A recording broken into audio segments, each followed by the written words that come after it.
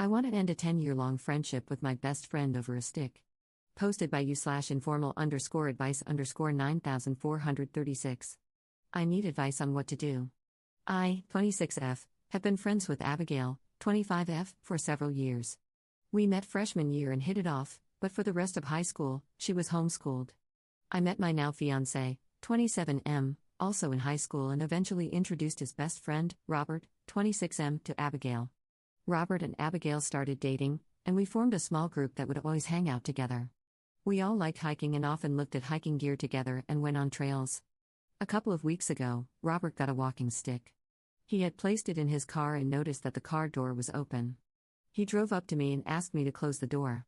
While driving up to me, I was facing the front of the car and couldn't see what was blocking the door. I just shut it without looking, like he asked me to. He started screaming, telling me that his new walking stick was now broken, that I had snapped it in half. I started crying and apologizing profusely, telling him I was so sorry, that I hadn't been paying attention. I just went to close the door. I didn't even see it in there, but that wasn't good enough for him. Later that day, he texted me and asked me to reimburse him. I told him I could give him 10, but that was all. He told me that 10 was all it was worth, but I needed to give him 50 for the trouble. I was blown away by this, and I made the mistake of telling him the date of my payday. When that day arrived, I had forgotten all about the stick and had taken a nap after school and work. I woke up to countless text messages and multiple group chats of him telling me to pay up and that it was my payday. I then texted him directly and asked for his information, and he decided to tell me that it was okay, that I didn't actually have to pay him back. After he made a fool of me in front of all of my friends in every group chat that I was in with him, I still paid. Flash forward to yesterday, my fiancé, Robert, and Abigail all decided that they wanted to go hiking on a trail that is more dangerous than what we normally do. I decided to stay home, so the rest of the story is a mix of what Abigail and my fiancé told me. Abigail decided to buy a $100 fancy walking stick and wanted to test it out on the trail. I joked with her before they went that since the trail was known for being more intense, it might not be the best idea, but I was just joking, too. Hours passed, and I got a phone call from my fiancé telling me he was on the way home, with Robert in the back screaming, "You break it, you buy it. You break it, you buy it." Apparently, on the trail, Abigail's stick got stuck in a rock, and while the boys kept pushing ahead, she pulled it out and it snapped as she tried to catch up to them.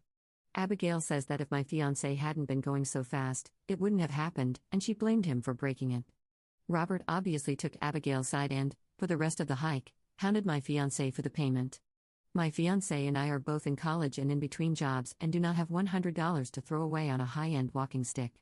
They both know this. That night, Abigail texted my fiancé a screenshot of the walking stick, circled the price, and wrote, "I know money is hard right now, but I need my stick, so I'm going to order it tonight and you can pay me back as soon as you get the chance." Abigail and Robert both have stable jobs and are not in college. I got mad and told them that my fiancé would not be paying for something he didn't break, and that Abigail shouldn't have even brought the stick on that trail. They were pissed and texted us endlessly, saying that we were in debt to them and that we owed them, that it was only right to pay them back. I think what pissed me off the most is that all through the years, every time we went somewhere, I drove and paid for gas, dinners, movie tickets, and outdoor activities, and they never once paid me back for any of it. I never even thought to ask them to, and here they are yelling at us to pay up and saying we're being ridiculous. Time and time again, they both have put money before friendship. Do I put this behind me, just pay them, or do I leave? /relevant comments. Commenter. The logistics of this situation don't make sense. He drove up to her with the door open and asked her to close the door for him? 1. Did he throw the walking stick in the back seat with the door already open? Did he know the stick was blocking the door? Why did he not warn her about the stick when asking her to close the door? 2. Is it possible to drive with the door open on new cars? There must be a whole bunch of alarms going off, right? 3. He really asked someone else to close the door for him? What a lazy piece of trash. Get up and close your own damn door. Ops response. Okay, so the trail has a small little gravel loop that you're technically not supposed to park on, but he did it anyway. Robert and my fiancé were talking when he put the stick in, so when he closed the door it didn't fully shut. He has an older car, but I also don't think he was paying much attention. When he started driving, the car did start beeping at him that the door wasn't shut. He did the gravel loop to pull out and saw that I was walking toward the car loop, so he stopped and asked me to shut it. I do admit I wasn't paying attention, so I just opened the door and re-shut it a bit hard to make sure the door closed, but in doing that, the stick snapped. That's when he started to make a fuss that it had broken. In my defense, he has a lot of tint on his windows, and he didn't mention the stick was blocking the door. Commenter 2. Not sure if I'm misinterpreting, but did you pay $50 for a $10 stick for the trouble? Ops response. Sorry for the misunderstanding. In short, I did only end up paying the $10. So when he texted about the payment, I told him that I could give him $10 right then and there. He then said that it really only cost $10 but $50 would be nice for the trouble, and then asked how I knew it was really only $10. I told him that $10 was all I had till the 20th, my payday, and he said that I could keep it till then, that he understood my money struggles. I assumed he was being nice. So on the 20th, when he flipped out in all the group chats and I texted him, I still only sent him the $10. Now looking back on it, I really do feel like he was expecting the $50, and that's why he said I could wait till I got paid. Commenter 3. Two nutjobs found each other and formed a personality from hell. Please stop interacting with them. They are so toxic to you and your fiancé. Sometimes we meet others who use us. This is what happened to you. Bye-bye and don't let the door hit you. And say this ASAP. Commenter 4. Guys, this feels like a setup. Hey, I'm just sitting in my car, can you come close the door for me? Arg, you broke my stick in the door, give me money. That's a scam, right? He did it on purpose to make her give him money. Then her friend got a new stick. $100, she says. Then, when it's convenient and she needs to catch up, it breaks. This feels like they are both working together to get money out of you both. Not sure why. But that's a lot of convenient situations that need compensation. Update 2 years later. My original post is from over 2 years ago. It has also been taken down since then by the mods for receiving the maximum amount of interactions for non-throwaway accounts.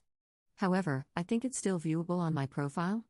Before the update, I'd like to clear some things up, as many of you guessed the situation wasn't truly about sticks.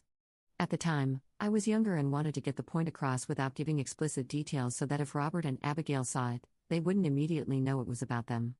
I was really talking about fishing rods, however, the situation remains the same. Instead of a hiking stick on a rocky trail, we were fishing on a boat prone to sinking. If you have any additional questions, I'd be happy to clear those up. I'm not scared of them finding this anymore. Now for the update. I'm happy to let you guys know that I dropped those scammers. We never did pay Abigail the money she requested. We didn't break it, so we didn't buy it. Although, sometimes I do feel some unexplained guilt about the situation. Like I said, our friendship was over 10 years long, so it wasn't easy or immediate to drop her from my life, but it was needed. We still follow each other on Instagram, but it's rare that we interact. I'm sorry for the lack of an explosive situation, but I'm glad you all helped me come to terms with leaving that relationship in the past. My fiancé, however, hasn't easily gotten rid of Robert. After moving into the real world, Robert followed my fiancé everywhere, it felt. He applied for the same job, works for the same company, and copies every move my fiancé makes. He laughs it off and lets it go, but every now and then I'm reminded of the situation, and I get annoyed all over again. But to give my fiancé some credit, we all aren't as close as we once were. Top/relevant comments. Commenter. Finally, an explanation for why the original post was so weird.